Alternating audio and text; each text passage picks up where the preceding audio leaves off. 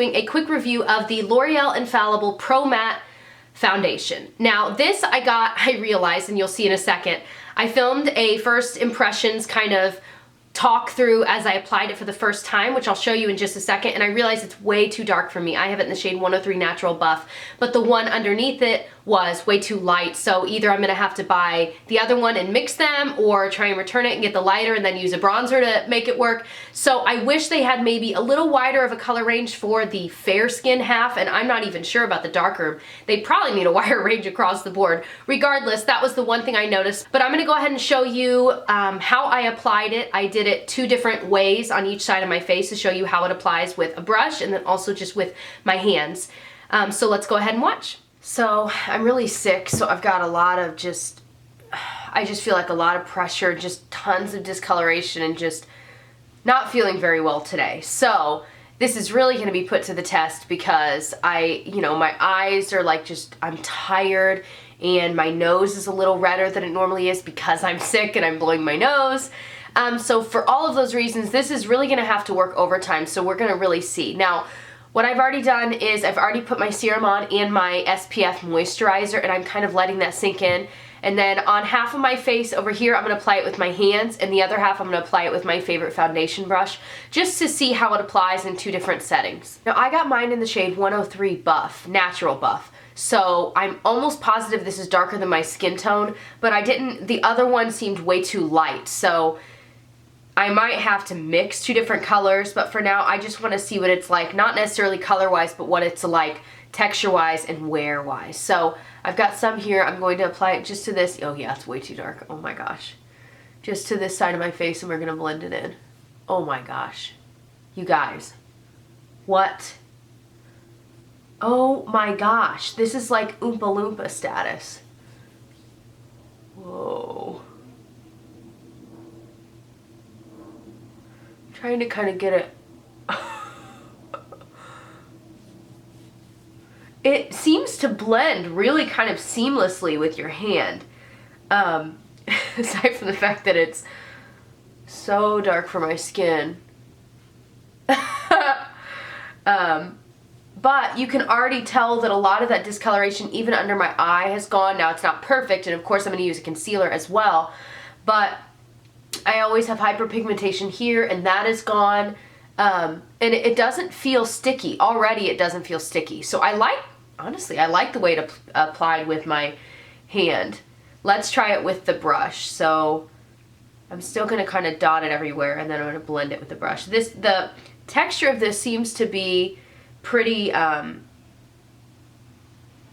liquidy, but it's certainly creamy. It's not like a thick consistency, that's for sure.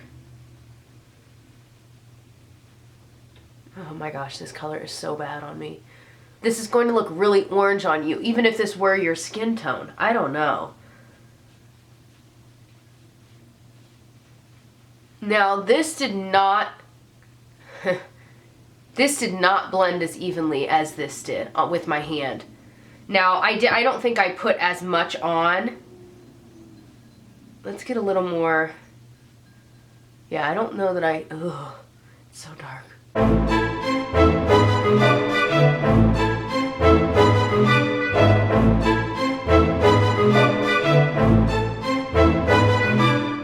So it's already been, 30 seconds to a minute. It doesn't feel sticky at all. It kind of doesn't feel like I'm wearing anything.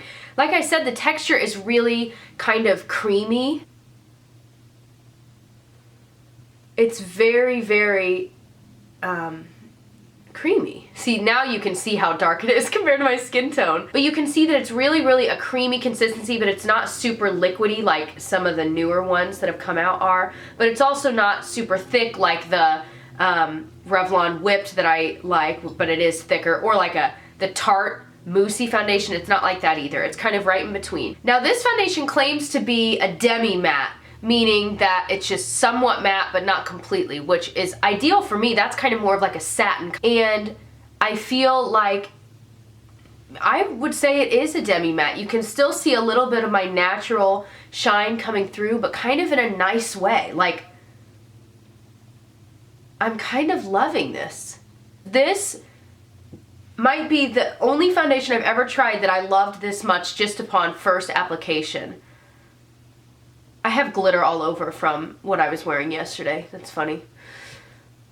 I really like it, and it did a good job too of covering some redness I had on my nose. Now I could pile more on, but I think for everyday wear this almost feels like a BB cream, but it has a lot higher coverage.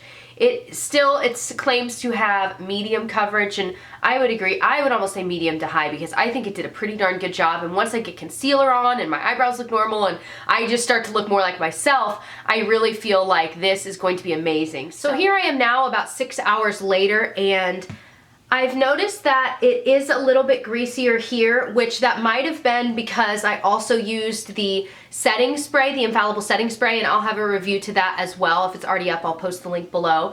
And that added a little bit of dewiness, so I'm not sure if it was because of that or not, but it seems to be kind of staying together really nicely. Now, all I would have to do to get rid of that would be just to powder it a little bit, and I don't mind doing that. And I also don't mind the natural oils coming out just a little bit because I think it makes you look a lot more lifelike and a lot more glowy and not quite so powdered and caked up, you know? So I don't mind that. This is marketed as a demi matte foundation, so you know, it is supposed to have a little bit of life in it and not just completely matte, which is what I like, more of a satin finish. The price of this is $12.99, which is pretty expensive for a drugstore foundation. However, there are always sales going on, buy one, get one half off sales. So if you were wanting to get maybe both of these, you could get one for half off, and coupons and things like that. So keep your eyes peeled if you're interested.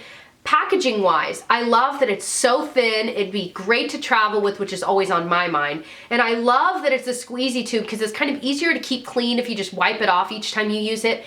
And it's not exposed to the air and the elements each time you use it. One of my favorite foundations is the Revlon Color Stay Whipped, and that is just an open jar. So every time you use it, you're dipping your finger into it, and it's really not the most sanitary packaging. So I do appreciate that in this. I love that you don't have to worry about the glass jars where you have to shake it into your hand. This really is great. The only way it could be better is if there were a pump, but I do like this packaging. The texture, as I touched on, is a very creamy formula. It's not super liquidy, but it's also not super thick. It's kind of right in between.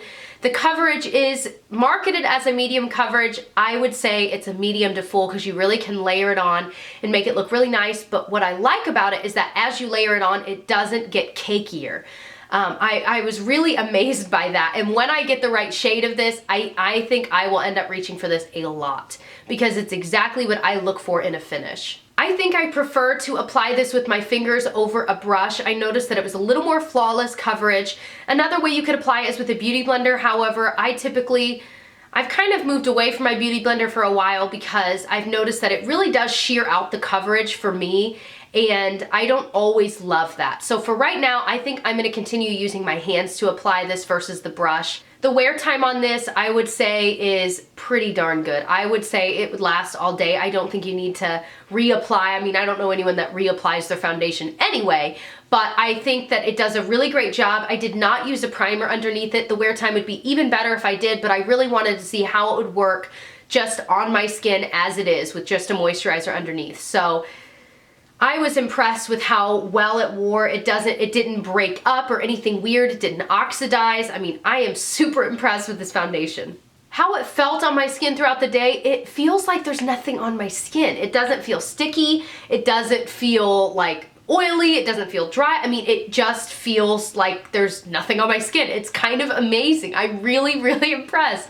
This is the first drugstore foundation in a very long time that I have felt gushy over, that even though it's not even the right color, although on camera it doesn't look as bad, but even though it's not the right color, I'm still gushing over it because it is such an amazing formula. Overall, would I recommend it? Absolutely. Even though it's more expensive, it's still way cheaper than high-end products, and it really does give you that high-end feel. I mean, it feels like air, it looks satiny and beautiful, it lasts all day. So yes, I would recommend it. Run out. If you can swatch it before you buy it, try, but I know in drugstore you really can't, unless they are awesome and they have them out for you to try. So that is the one downside, but if you're fair like me, 103 is way too dark, so get one of the other two, just so you know. Hopefully that review was helpful for you guys. If you're interested in more drugstore foundation reviews and other drugstore reviews, stay tuned and subscribe, and I'll catch you guys soon. Bye. Gorgeous that is. I mean, that is beautiful. The only downside is it does have a little bit of glitter, but these are minty, they're nice, and I already own it. I think I'm just gonna keep it. This, however, this is an LA Colors Chunky Lip Pencil in the shade, well, I don't know. Where's the shade name? Wine. And I've only swatched it. It's a very sheer, and I think this is, I mean, this is the way it's supposed to be. I think they're made to be that way. It's